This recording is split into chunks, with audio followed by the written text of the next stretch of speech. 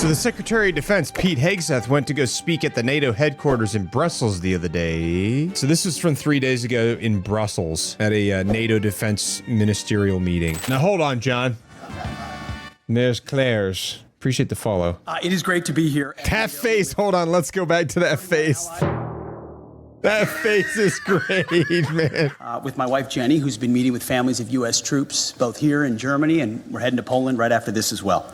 That's what this is all about for me, for President Trump, and the Defense Department. I also want to express a special thanks to the Secretary General Ruta, for your boldness, for your friendship, for your leadership, and most especially for your urgency of the matter at hand, which is great to see from the leader of NATO. And before we're talking about what we've done at the ministerial, I want to reaffirm a few things from this podium. First, as we see it, NATO's strategic objectives are to prevent great power conflict in Europe, deter nuclear and non-nuclear aggression, and defeat threats to treaty allies should deterrence fail. Second, the U.S. is committed to building a stronger, more lethal NATO. However, we must ensure that European and Canadian commitment to Article 3 of this treaty is just as strong. Article 3 says that allies, and I quote, "That better? by means of continuous and effective self-help and mutual aid, will maintain and develop their individual and collective capacity Is that better, Raging to Carrot? resist armed attack." We can talk all we want about values. Values are important, but you can't shoot values. You can't shoot flags, and you can't shoot strong speeches. There is no replacement for hard power. As much as we may not want to like the world we live in some cases, there's nothing like hard power. Allied European defense spending is critical, as the President of the United States has said. Also critical is expanding our defense industrial base capacity on both sides of the Atlantic. Our dollars, our euros, our pounds must become real capabilities. The U.S. is fully committed under President Trump's leadership to pursue these objectives in the face of today's threats. We discussed Russia's war of aggression against Ukraine. I had the chance to brief allies on President Trump's top priority. That's weird. Diplomatic, peaceful end to this war as quickly as possible in a manner that creates enduring and durable peace. The American Defense Department fully supports the efforts of the Trump administration, and we look to allies to support this important work with leading on Ukraine security assistance now through increased contributions and greater ownership of future security assistance to Ukraine. To that end, I want to thank my UK counterpart, Defense Secretary John Healey, for hosting this Ukraine Defense Contact Group and for his leadership on support of Ukraine. President Trump gave me a clear mission: achieve peace through strength, as well as put America first. Our people, our taxpayers, our borders, and our security. That's pretty fair. As Americans, we're going to put the American people first. If we have a little bit left over, then we will help support you. The same that I would expect any other country to do. I would expect Russia to put Russia first, Britain to put Britain first, and Canada to put Canada first, and Canadians first, right? That's fair. I think we got to start taking care of ourselves so we can then take care of other people. If you don't take care of your own body, how are you supposed to take care of someone else in like life? I think that's fair.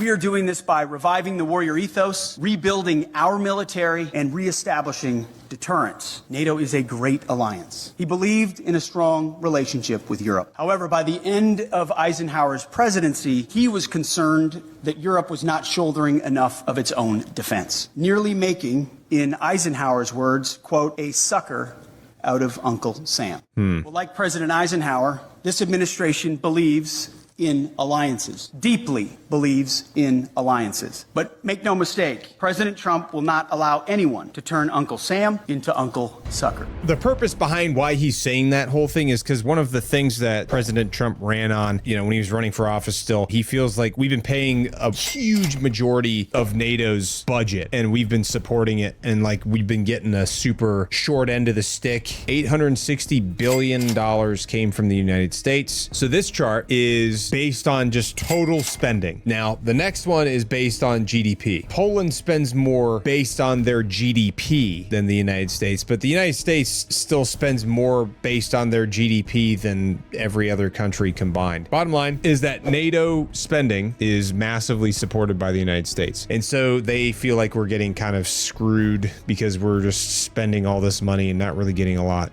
back in return. I don't know what the return looks like for that, but they're looking at it from like a business perspective, probably. Thank you, Secretary Hegseth. Oh. You have focused on what Ukraine is giving up.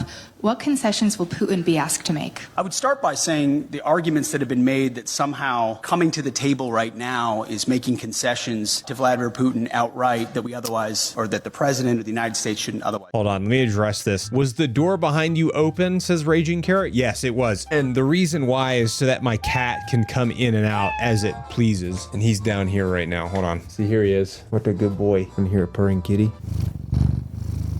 You see how much love this cat has? Anyway, that's a cat break. Let's get back to the video.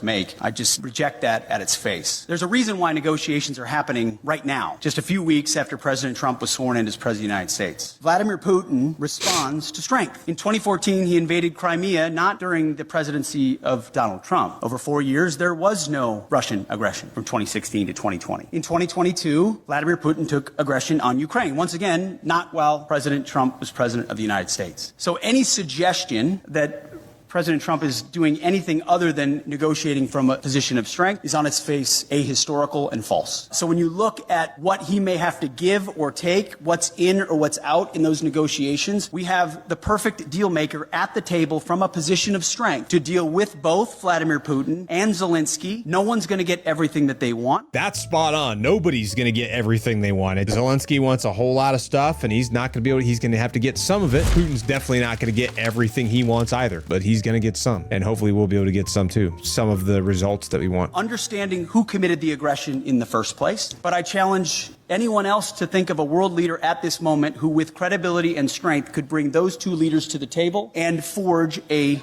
durable peace that ultimately serves the interests of Ukraine, stops the killing and the death, which Trump has been clear he wants to do, and hopefully ultimately is guaranteed by strength of Europeans who are there prepared to back it up. Why not invoke Article 5 then for the NATO peacekeeping forces that could potentially be deployed? Like, how does that deter President Putin? Well, I would say, I want to be clear about something as it pertains to NATO membership not being realistic outcome for negotiations. That's something that was stated as part of my remarks here, as part of a coordination with how we're executing these ongoing negotiations, which are led by President Trump. All of that said, these negotiations are led by President Trump. Everything is on the table in his conversations with Vladimir Putin and Zelensky. What he decides to allow or not allow is at the purview of the leader of the free world, of President Trump. So I'm not going to stand at this podium and declare what President Trump will do or won't do, what will be in or what will be out, what concessions will be made or what concessions are not made. The One Fast says, I like this mentality. However, I think there should be something in place that will stop Putin from invading a second time. The treaty after Russia's invasion of Crimea in 2014 did nothing to stop his invasion now. That's the problem, because here's the thing, like, we've made promises to Russia and they've made promises to us, and both of us have kind of gone back on our promises. So neither of our nations trust each other. That's a problem. And I wish we could have a better relationship with Russia too. Like, there's no reason why as a human race can't find a way to exist with each other without having to like fight and take each other's lives all the time. Like, there's gotta be a better way, dude. There's always people that want power. There's always gonna be people that out of fear for something, they take an action. At the end of the day, like, we had agreements with them and they had agreements with us, and both of us like went back on our agreements. And that's the reason why we're in this place right now, because like Russia doesn't feel like they can trust us, and we definitely don't trust Russia. And I get it, we gotta be able to negotiate with each other and come to the table and sit down and be like, hey, we gotta stop this crap. That's enough. Anyway, let's keep going. I can look, as our team has, of what's realistic, likely on an outcome. I think realism. What's up, Clipper? Welcome in, brother. That hasn't existed. My day is good.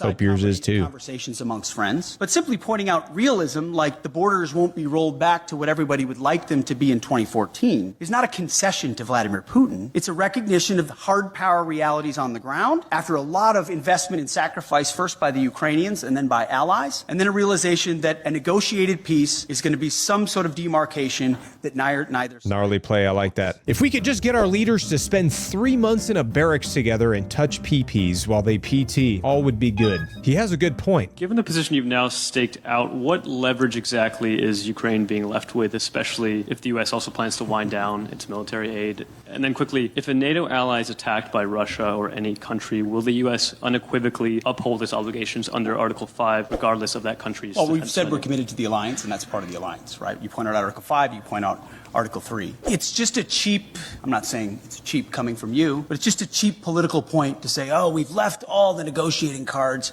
off the table by recognizing some realities that exist on the ground. President Zelensky understands the realities on the ground, President Putin understands the realities on the ground, and President Trump, as a deal maker, as a negotiator, understands those dynamics as well. By no means is anything that I state here, even though we lead the most powerful military in the world, hemming in the commander-in-chief in his negotiations to ultimately decide where it goes or does not go. Oh, he's got all the cards he would like. And the interesting part is oftentimes while the conventional status quo mindset or the legacy media wants to play checkers, the same checkers game we've been playing for decades, President Trump time and time again finds a way to play chess. As a deal maker, as a businessman who understands how to create realities and opportunities where they otherwise may not exist. Take, for example, the conversations that our Treasury Secretary had in Kiev recently with President Zelensky, which will continue in Munich with our Vice President and Secretary of State, around investments and resources inside Ukraine. I don't want to get ahead of any decision or announcement that could be made there. It could be any number of parameters. But President Trump, as a deal maker and a businessman, recognizes that an investment relationship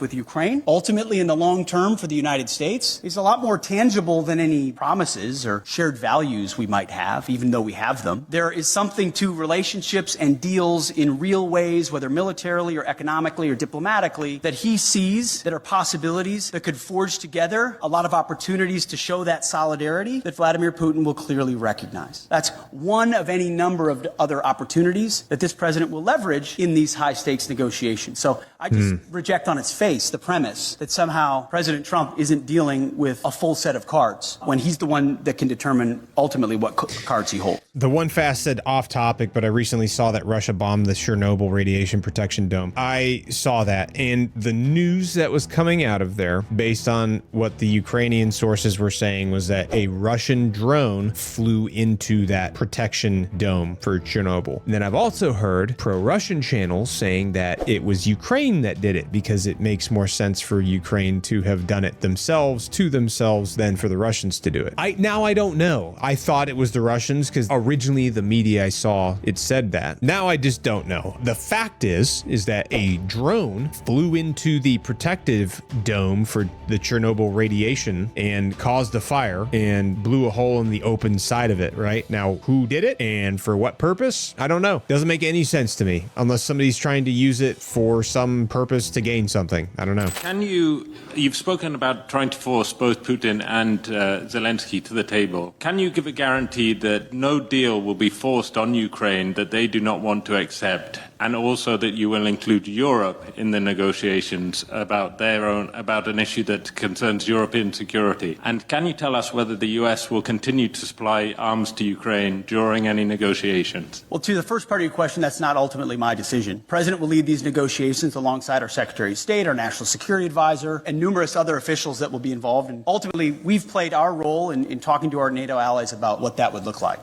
President Trump, I want to point out, I've got the truths right here that he posted, called both, in case we missed it, Vladimir Putin and President Zelensky. Called them both. Any negotiation that's had will be had with both. Yeah. I also am very encouraged by what the Secretary General has said here. Clearly attuned to the realities of the moment, the need for peace, and that the NATO alliance and European members will play a role in that. Ultimately, President Trump speaking to those two countries is central to the deal being made, but it affects a lot of people. I'm not going to be involved in those intimate diplomatic negotiations. That's for the pros atop the Trump administration who do diplomacy and negotiations. Ultimately, as security assistance, we have continued to provide what has been allocated. I think it would be fair to say that things like future funding, either less or more, could be on the table in negotiations as well. Whatever the president determines is the most robust carrot or stick on either side to induce a durable peace, understanding, obviously, the motivations that Vladimir Putin has had on Ukraine for quite some time. We'll have a second. That's fair. That's not his decision to do that stuff. That's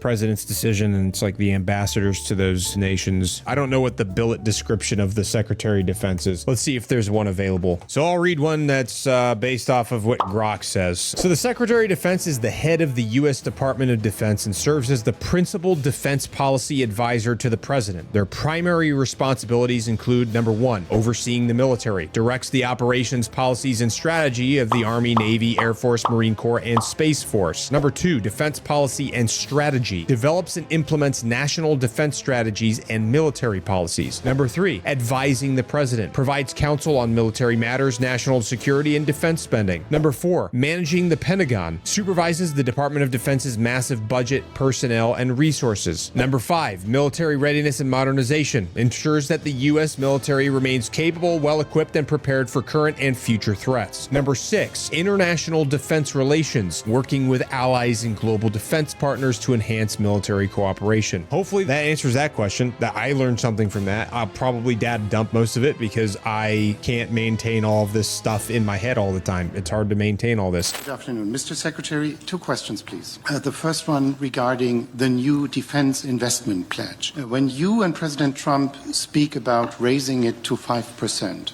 do you mean European allies only, or do you mean the U.S. as well, which is currently at 3.4%, according to NATO statistics? And if the latter is true, when do you think the U.S. could possibly reach the goal of spending 5% on defense? That's number one. Number two, you've said yesterday that Europeans need to take ownership of their own conventional security. Should Europeans expect that ultimately the U.S. would withdraw the bulk of their forces from Europe and just leave in place what is necessary for nuclear deterrence? I know there's a revision going on. I don't expect you to name any numbers, but maybe give us an outlook of what we should expect. Thank you. I think nobody can or should contest the extent of America's willingness to invest in national security. We have a budget of $850 billion spent on defense. I'm in the business. That's so much money. Every dollar of that is used wisely, which is why we're pushing a Pentagon audit and making sure that we're cutting fat so that we've got more at the tip of the spear. 3.4% is a very robust investment, larger than most. He's talking about GDP. Within NATO. Any defense minister or secretary of defense that tells you they wouldn't want more would be lying to you. I understand that. Ultimately, we have our own budgetary considerations to be had. But I don't think an unwillingness of NATO allies to invest in their own defense spending can be dismissed away by trying to point at the $900 billion that America has invested around the globe to include the NATO alliance and saying that's not enough. Ultimately, we are very much committed to the NATO alliance and to our allies. But without burden sharing, without creating the right set of incentives for European countries to invest, then we would be forced to attempt to be everywhere for everybody all the time, which in a world of fiscal restraints is, again, to get back to that word reality, just not reality. So can't be everywhere. We will continue to spend all at once. Our expectation of our friends, and we say this in solidarity, is you have to spend more on your defense for your country on that continent, understanding that the American military and the American people stand beside you as we have in NATO, but can't have the expectation of being the permanent guarantor, as I alluded to, from what even Eisenhower observed post-World War II. That shift has to happen. The peace dividend has to end. There are autocrats with ambitions around the globe, from Russia to the communist Chinese.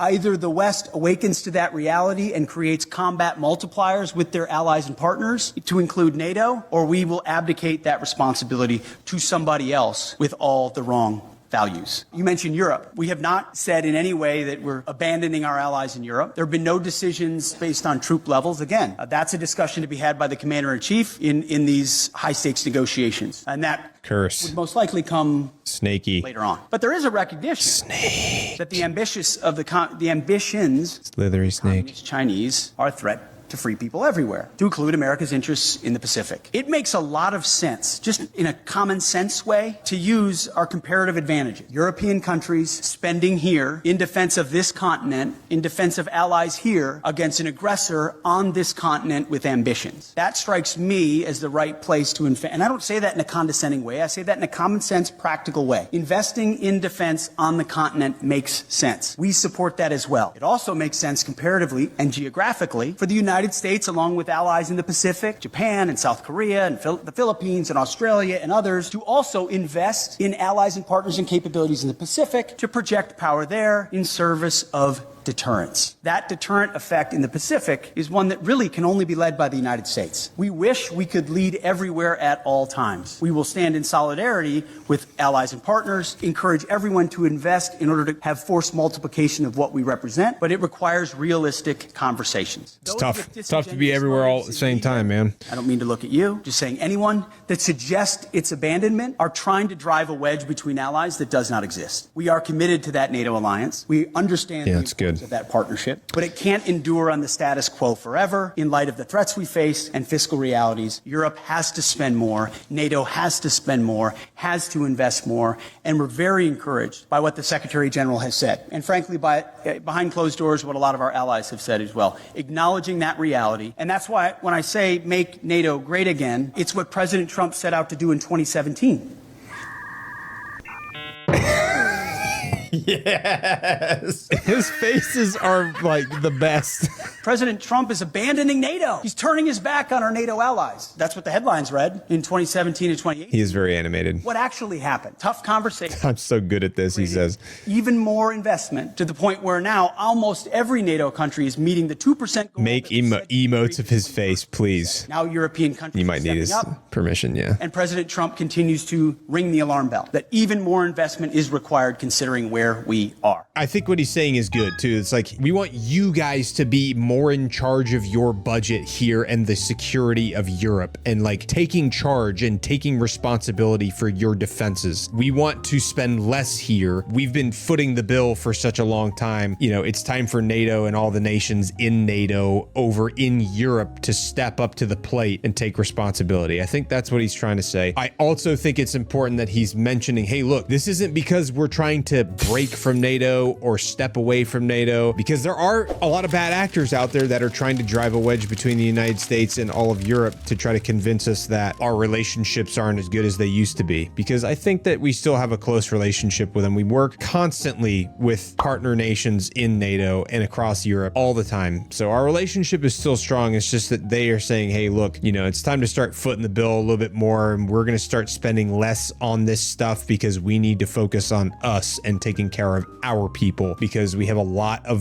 revamping and renovating to do for our own house. And I think that's fair. You talked about expanding the defense industrial base and also expediting foreign military sales. Can you expand on that a little bit and how important that is to NATO? One of the self-evident conclusions of the war in Ukraine was the underinvestment that both the European continent and America has had, unfortunately, in the defense industrial base. The ability to produce munitions, emerging technologies, rapidly and field them was a blind spot exposed through the aggression against Ukraine. Ukraine has responded to that, as we've had a chance to listen to a great deal. Babs and Europe ABC. is responding to that, and so is America. We have to do more to ensure, whether you call it the arsenal for democracy or defending the free world, if America can't build and export and build and provide rapid capabilities because we're too stale or static or bureaucratic or the Pentagon is bloated, then we're not able to field the systems we need in the future. Deep and dramatic reforms are coming at the Defense Department with the leadership of President Trump to ensure that we're investing robustly in our defense industrial base. A great example is shipbuilding. We need to vastly increase shipbuilding is a big deal. Build ships and submarines, not just for ourselves, but to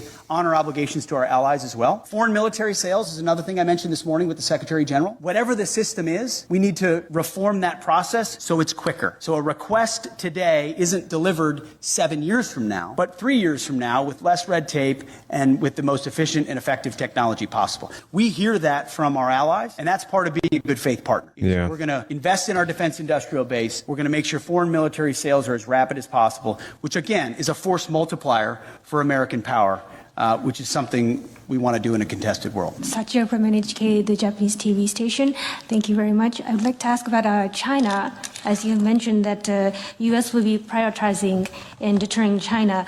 What role will you be expecting like Japan and IP4 countries to play in this context? Sure. I mean, first of all, I would point out that President Trump has expressed a strong relationship with Xi Jinping. We don't have an inevitable desire to clash with China. There's a recognition that there are divergent interests which lead to a need for strength on the American side to ensure our interests are advanced, and that ultimately any aggression is deterred. That's a real thing, but we don't feel like conflict is inevitable and certainly don't seek conflict with China, and that's why President Trump has that good relationship with Xi Jinping. But it was prudent for us to work with allies and partners in the Pacific. The Japanese have a good cause to be concerned because China is like literally across the ocean, and obviously like Okinawa and all that stuff. And we've got a really good, strong relationship with Japan. Japan does not like China, and China does not like Japan. That is something I've noticed. So the Japanese cabinet approved a $55.13 billion defense budget on December 27th of 2024, I think, which is the 13th consecutive year that Tokyo has increased defense spending. They are upping their defense budget, and part of that is as a deterrent for China. Let's finish this out here in the home stretch. That deterrence, hard power deterrence, not just reputational, but reality exists. And that's why a lot of my first phone calls as Secretary of Defense were to Pacific allies, to Australia, to Japan, to South Korea, to the Philippines, and others, and will continue, because that, just as this alliance in Europe is critical, working by, with, and through allies and partners in that region who understand the reality of the ascendant Chinese threat, will be critical. It can't be America alone. It won't be America alone if we are to deter that. It is a focus. I've articulated that from day one. America achieves strength, whether it's in peace through the Ukrainian conflict or deterring it in the Pacific through strength. There's a reason why peace through strength emphasizes peace through strength at every moment. There it is. My job alone as the Secretary of Defense is to ensure he has the strongest, most capable, most lethal military possible. Heaven forbid we have to use it. It's meant and built for deterrence. But if we have to, we can close with and destroy our enemies and bring our men and women home with success as quickly as possible. Thank you very much for being here. Yeah, it's been a real weird couple weeks for EU and American relations. Definitely a lot of uncomfortable things that everybody's going to have to do. A lot of adjusting, a lot of changes. Whether those changes are good or bad, I'll leave that up to you. But I'd like to know what you thought about what he said in the comments. Please share your thoughts. And as always, I'll see you in the next video. Bye for now.